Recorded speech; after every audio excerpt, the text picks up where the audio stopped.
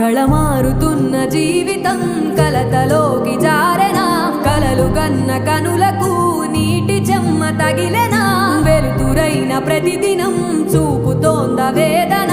అందమైన బతుకున అలజడి చలరేగెనా